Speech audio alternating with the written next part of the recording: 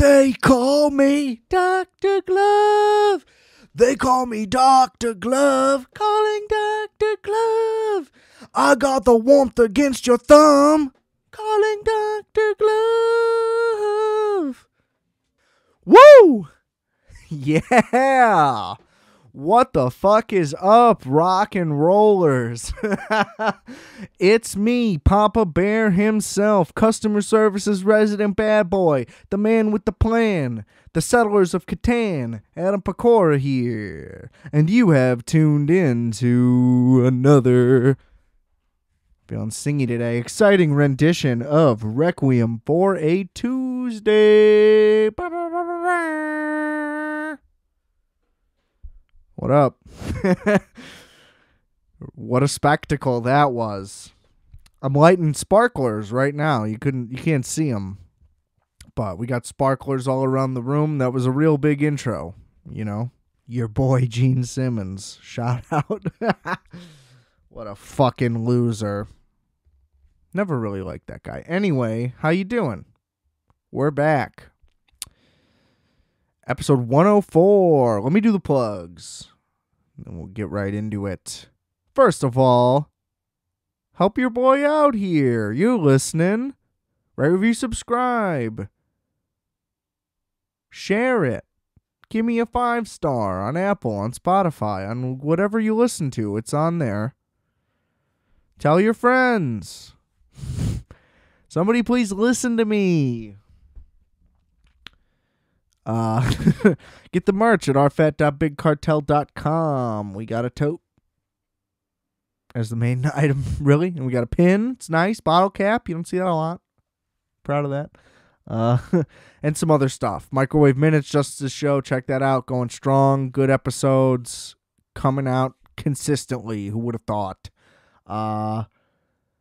Check out the Music Multiplex and Wolf X. Nothing brewing, but you can go check out Google, our album from last year. It is excellent. A lot of fun to make, a lot of fun to listen to. And follow me on Instagram at m.rfat. If for some reason you got to reach out, rfatpodcast@gmail.com. Haven't mentioned that in a while. Yeah, I think that's it. I don't know. Whatever. Good enough for me. Check out those things. Everything's linked in the description below. So you can't miss it. You got no excuses.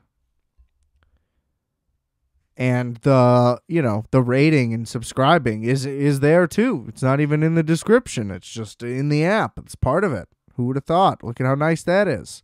I've been saying who would have thought a lot lately. I'm aware of it. It's about as much effort as I can give you. I don't really know what to tell you.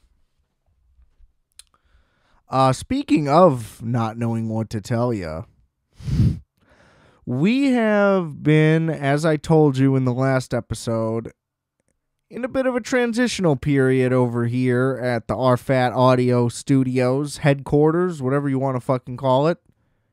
It's my house, so it's not that elaborate. Opening up, as I said, a little mini print studio. Gonna have some items for sale. Again, I won't really be plugging that on here. I want to debut it and progress update as it goes on, because it does affect the show. I have been pretty distracted for 2 straight weeks now, and even as I'm doing this is gonna be a good one though. Don't turn it off, please. Don't turn it off. Don't turn it off. Okay. Thank you for not turning it off. Anyway, so yeah, I've just been getting a lot of shipments, receiving a lot of things, trying to keep track of this, keep track of that. Oh, this is already bad. I got to try to set some kind of business model. I got to make designs for the things. I got to make the things. And we're still in setup phase, so there's a long way to go still. Haven't even, I'm still waiting on a second business laptop. I need a laptop, period. Things like that. Anyway, printer just arrived. Things are just still coming in and out. So I'm not getting to watch nearly as much as I would like. I literally had to wake up early and watch Barry today before work. By the way, let's just do a tangent. Great fucking episode of Barry. I mean, Barry has always done a great job from the beginning of misleading you, but in a great way. Maybe not even that's the right way to put it. But the plot will be going, and you're like, oh, I can predict what's going to happen next based on what just happened. And then it will take a complete left turn and will still be completely satisfying. Almost like in Succession, where they're like, oh, this is the big new plot point. And then the next episode, a week later, you were like, holy shit, how are they ever going to get out of this? And then the next week, they blow it off in one line. They're like, oh, yeah, we took care of it. We paid the guy off, or whatever, and you're just like, oh, I thought that was like a narrative climax. And it's like, no, what we did was fucking crush that episode and getting your brain going. And then we're just like, here's another great episode. Like, we don't need to fucking linger on every little plot line that comes our way. If it's ran its course, if it's only one episode, that's fine. Crush it. We'll move on. And Barry's doing that at a frantic pace, to the point where this show is going to be completely different by the end of the season. It seems like it might be over by the end of the season. I don't really know where it's heading. I mean, obviously, it excuse me, it got renewed for season 4, so it's going to keep going, but they've basically broken down the entire structure of the show, So season 1, he finds acting by accident through his hitman shit. And he's trying to get his way out of it and just can't. And everything starts to work out. And then he has to kill a cop to get out of it, right? And then in season 2, he just can't pull away. And basically just goes berserk and kills everybody. And he's like, well, now it's good. And then season 3 now, he's like, I did it. Like, I'm finally free. Can everybody just chill? And all the people that, were damaged in his wake are like, no, dude. Like, we're not good now. And he doesn't really seem to know how to handle that or handle anything. And it is just going completely off the rails. I mean, he loses his girl. The acting thing is completely gone by the wayside, which I think is the biggest flaw of season 3, because at the end of season 1, they're like, oh, he's just going to make it as an actor. And then in season 2, actually, I don't even really remember, but in season 2, it's still like a pursuing thing. And then in this one, it's just like kind of abandoned, and then he does get a part, but then that just goes away. So I don't know. But I really liked the idea of, oh, even though he's terrible at acting, everybody just keeps finding a thing that he likes. And like, I like the idea of him actually being successful at it. Him not doing it at all, it's like, well, that's part of the reason why I have no idea where this is going. So that's kind of good. But also like, so what is this show about now? I guess it doesn't have to stick to its like initial premise, because that was just the initial premise, but I don't know.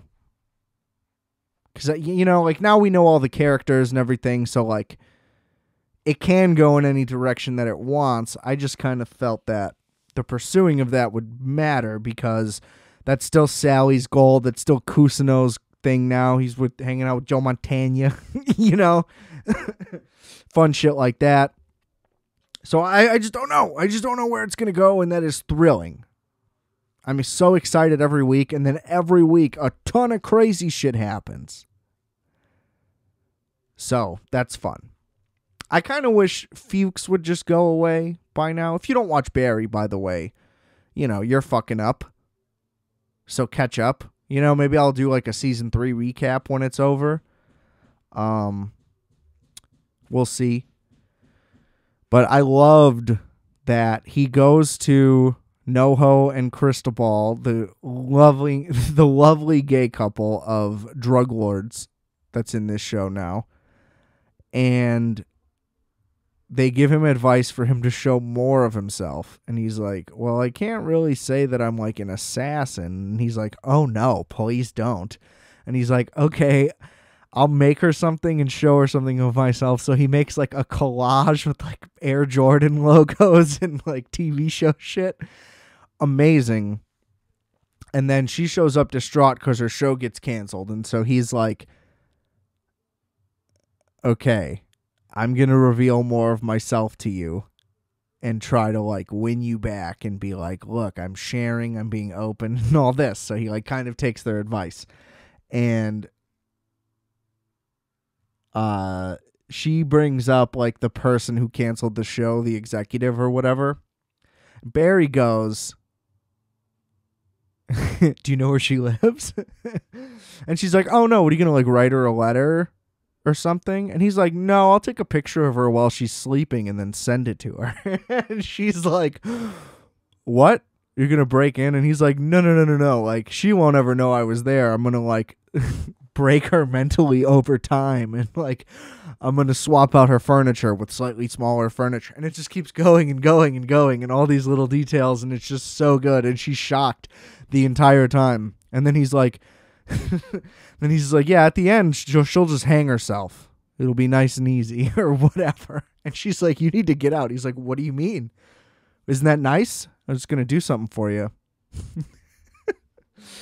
Well, and leading up, when he's with Cristobal and Hank, he's like, I didn't even yell at her. He's like, I got like this high in register. And in the actual scene, he is like belligerent, like screaming in her face. Just great stuff. Bill Hader's a genius. And listening to, they do a recap on The Ringer with Bill Hader every week, just hearing that and realizing that like collage thing was just like a Thief reference, because he had that stupid little thing with them where he's like, this is my vision board, you stupid broad. And it's like you carry around a little piece of paper just with all your favorite little pictures on it. Like, what are we doing? So anyway, love Barry. You saw the title. You knew what you were getting into. But I just love it.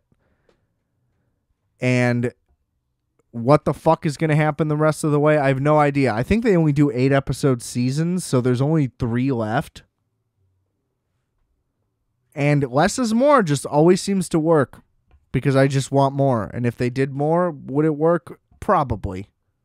Let's just be honest. But man, shout out Bill Hader. What a fucking icon. Can't wait till we hang out. But I digress. Like I said, so I'm trying to build out this fucking studio. And I got a nice desk with drawers and a table that slides out and lifts up. It's like a drafting table, technically. And I'm putting it together. Everything's going real smooth. As it could. There's some hiccups, of course. But then I get to this point where it's like, okay, just screw these little guider things, I don't know the term, whatever, into the bottom of the base. And those will act as the little sliders for your drawers. Okay, easy enough. They're like, the holes just line up. There's holes on the bottom of the frame. There's holes in these little sliders. You just screw them right in. Doesn't that sound like the most simple, easy instructions you could ever ask for? Yes, of course they do. But what do I find as soon as I get under that table? You line it up on one side, you screw it in, and then you go to the other side and you're like, wait, what's happening here? And basically, the holes can only line up halfway each way. Like if it were dead in the middle of the 2 individual holes that are on the bottom of the desk, okay? The holes on the slider piece are slightly shorter on each end. If this is making sense. I realize it's hard to explain such a visual thing. But basically, The sliders, when they're in place, if they're even, you can only see half of the hole you're supposed to drill into on either side. And if you do a complete one where you can screw the screw in actually through the slider into the hole, the other end is so far off that you can't even see the hole anymore, just the edge of it, like just a tiny little sliver.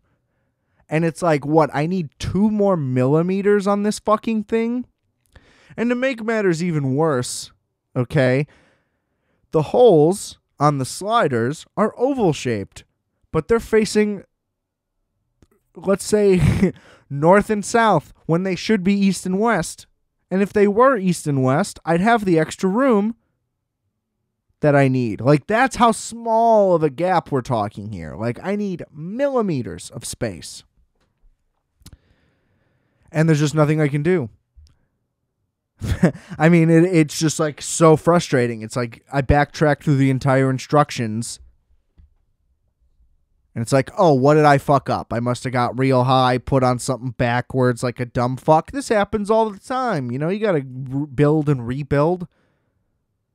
It's typically like a 4-hour process to build anything with instructions that's more complicated than a table. And no, there's nothing. I found 0 flaws with anything that I did. And it's like, and then I look through the reviews. Nobody has this issue. I look on YouTube, like a building instructor. Nobody has this issue. So it's like, what?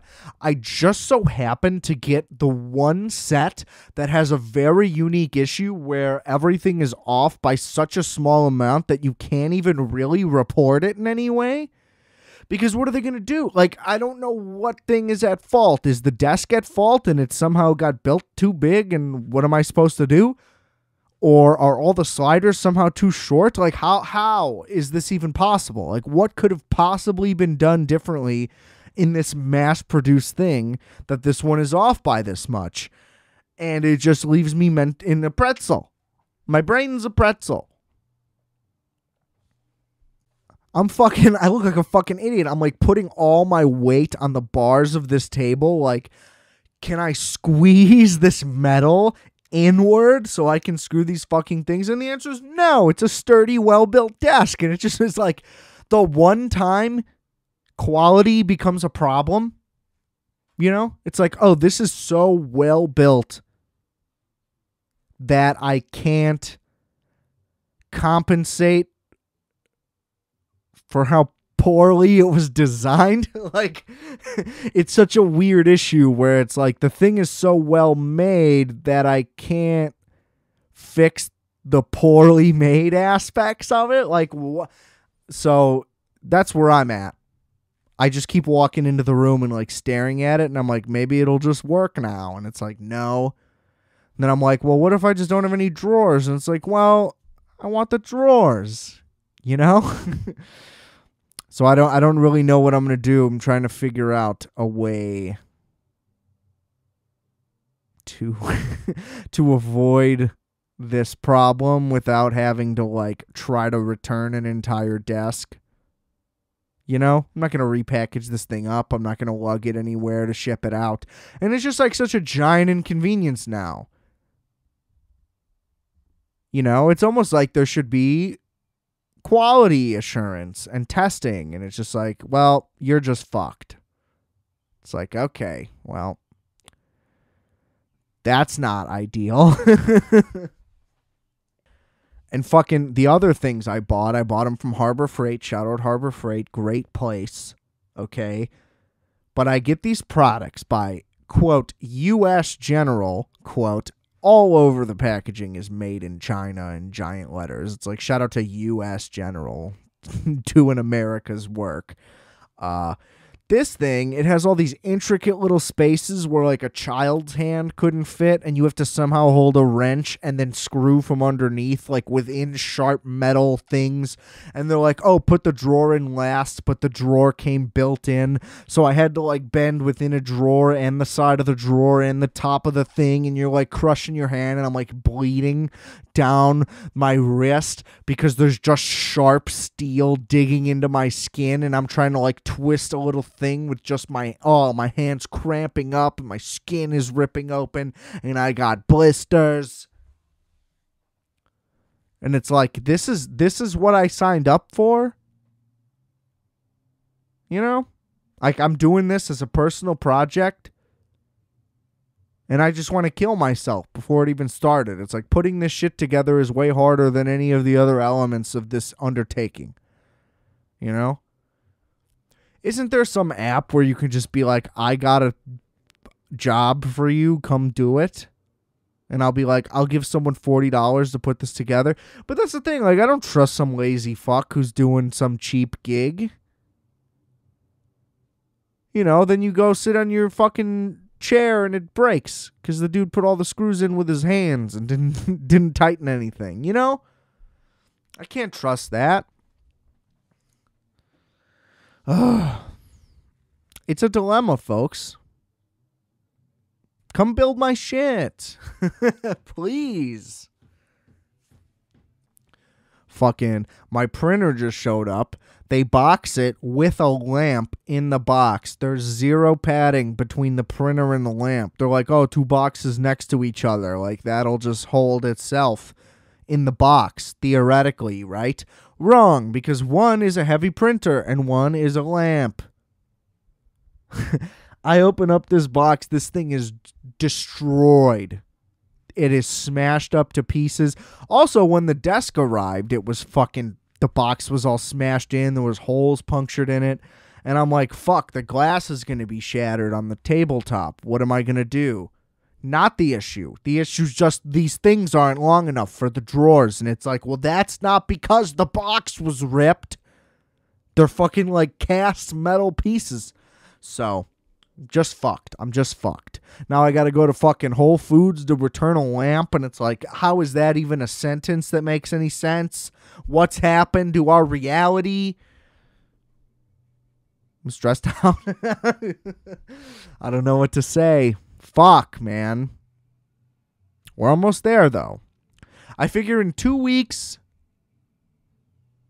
everything will be like set in a way to where I can resume my normal viewing habits, and then we can get back on track for like, you know, episodes filled with topics versus me just being like, I'm gonna kill myself for an entire episode. And then like the materials I have to like manufacture buttons and keychains and shit is like a pretty old school company, but they're making like real high quality industrial grade like things. Like pin presses and shit. So I'm like, I gotta go with them. And then I get the shit. And the warranty info's on a piece of paper. And they're like, cut this piece of paper and mail it. It's like, fuck, man. Can we just have all this be like one thing? Like, I'd love to just sit down one day and just type out all the warranty info and all the shit I bought, send it out, and just be done with it. It's like, no. And then, of course, like, oh, I got the printer. But my printer paper, of all things, had like a 2-week ship thing. And I get it. You're like, you lazy fuck, go to the store and buy printer paper. And it's like, yes, that's true. But I kind of just made one giant order for like a, you know, everything. It's all everything in once. And they all got grouped into different shipments. And somehow just the standard printer paper was so delayed that it's taking 2 weeks to get here. So it's like, no matter what, I just can't reach a starting point until I have everything. And then once I have everything, we can actually get rolling. So it's just like, fuck. Man, other than that, I will say tonight, probably going to sit back, relax, and watch the Eastern Conference Finals. The games have been fucking excellent. Weirdly also, I've just been watching the Celtics. Like, they've just been the team that's on when I'm able to watch it. I think I mentioned this before, like TNT's a no-go for me unless I find some stream somewhere, but those always get annoying and you got to refresh them, and it's like, I'm not into basketball enough to really put forth this kind of effort, you know? So, but Eastern Conference is on ESPN and ABC, so I can find a way to do that, even though technically the games that are on ESPN don't air on ESPN Plus, which is the stupidest fucking thing in the world. Because there are people now, I understand that this will contradict it in a second, but there are people with cable who also subscribe to ESPN Plus, and you can just sign in with the cable provider. But it's like, why is it that complicated? Why can't things that are on your channel air on your app?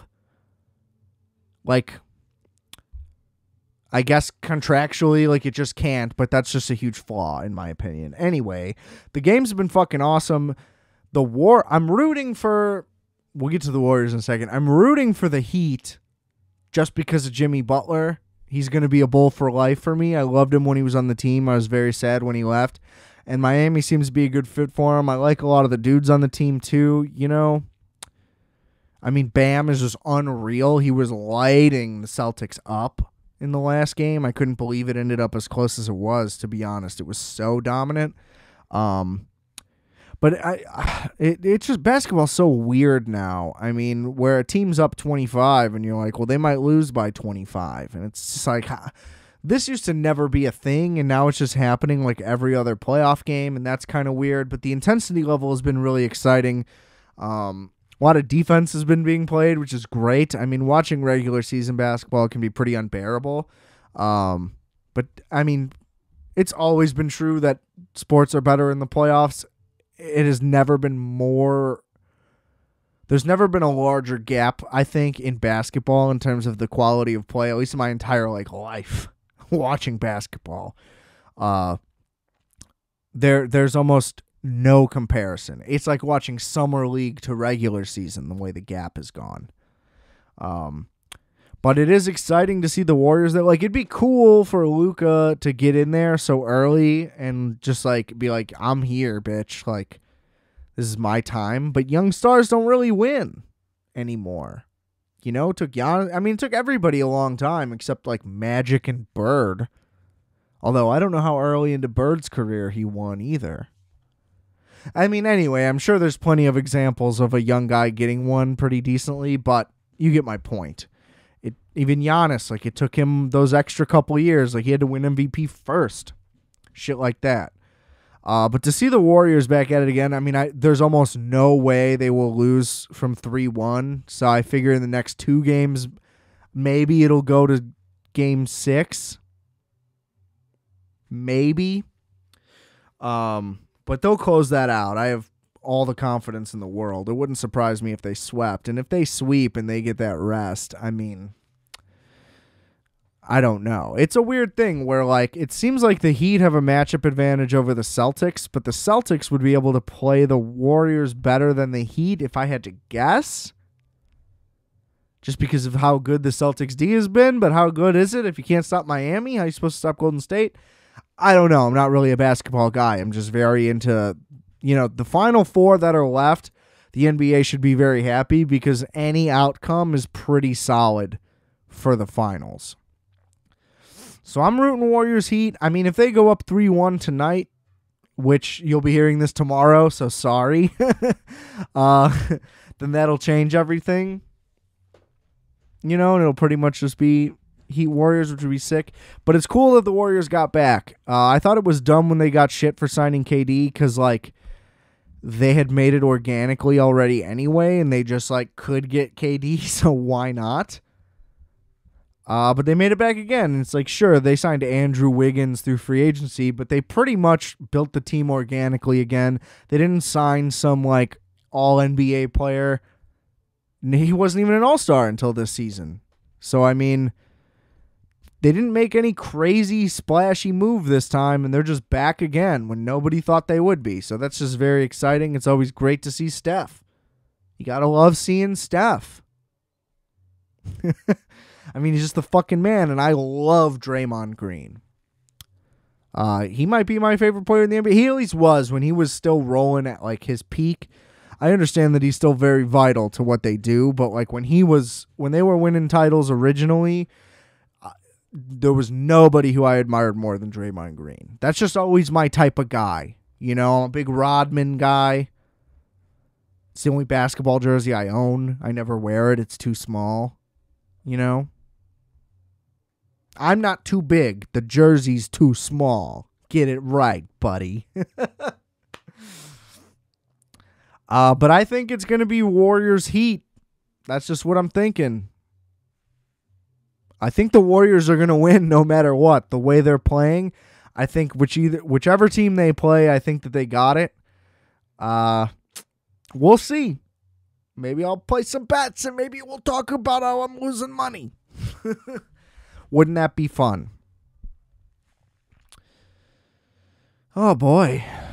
Looks like that's my time already, folks. I don't know how that happened. It's been a lot of fun chatting with y'all. Again, sorry for the shorter episodes and, you know, the lack of like a structured topic necessarily. Hope you're still enjoying. Hope you're having fun. I know I am. It's great to put them out. I'll keep updates on that new project as they come. So hopefully that gets done soon and we can kind of get back on our stride. I want to finish Ozarks is really all I'm saying to you guys, is that I want to finish Ozarks and I have not been able to, and it's kind of been really annoying for me as well. So we'll talk about that hopefully soon. I will be back next week, of course, either way. And I love you. Rate, review, subscribe, share, get the word out. We got to blow this thing up, folks. It's 2022. Exponential growth only. Okay, all right, I'm going to go.